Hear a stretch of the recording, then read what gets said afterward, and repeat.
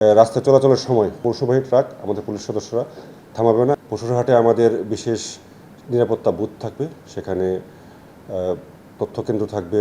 বিশেষ করে যারা অসাধু ব্যবসায়ী আছে, অনেক সময় জাল টাকা, তারপর অজ্ঞান পার্টি, এ ধরনের সমস্যাগুলো দেখা যায়, তাদেরকে ধরার জন্য আমাদের গোয়েন্দা তৎপরতা থাকবে এবং জাল নোট শনাক্ত করার জন্য আমাদের সেখানে মেশিন থাকবে। ইতিমধ্যে আমরা হাট ইজারাদার তাদের সাথে কথা বলেছি, বাংলাদেশ ব্যাংকের প্রতিনিধির সাথে কথা বলেছি। হাটে আমরা বুথ স্থাপন করেছি যেখানে জাল টাকা শনাক্তের মেশিন আছে। পাশাপাশি অজ্ঞান পার্টি, ছিনতাইকারী, তাদেরকে ধরার জন্য গোয়েন্দা তৎপরতা আমরা বৃদ্ধি করেছি।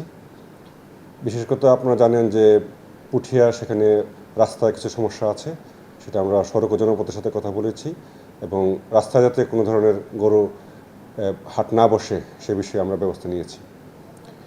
প্রতিটি থানায় আমাদের বিশেষ টিম আছে। যদি কেউ আমাদেরকে আগে থেকে জানিয়ে রাখে যে বেশি পরিমাণ টাকা তারা লেনদেন করবে বা বহন করবে, সেক্ষেত্রে আমরা তাদেরকে এসকর্টের মাধ্যমে নির্দিষ্ট গন্তব্যে পৌঁছে দেওয়ার জন্য সহায়তা করছি। জেলা প্রশাসকের সম্মেলন কক্ষে আমাদের একটা মিটিং হয়েছে এবং বলা হয়েছে যে ইজারার বাইরে অন্য কোনো যেখানে সেখানে যত্রতত্র হাট বসবে না বা বেচাকেনা হবে না। বানেশ্বর হাট যেহেতু মহাসড়কের কাছাকাছি জায়গায় অবস্থিত, সেজন্য আমরা হাইওয়ে পুলিশ এবং বাজার যে কর্তৃপক্ষ তাদের সাথে কথা বলেছি, তারা ভলান্টিয়ার রাখবে। আমাদের হাইওয়ে পুলিশের সদস্য এবং ট্রাফিক পুলিশের সদস্য 24 ঘন্টা আমরা বাই রোটেশন ডিউটি করার মাধ্যমে রাস্তাকে সচল রাখার জন্য সকল ব্যবস্থা গ্রহণ করা হয়েছে।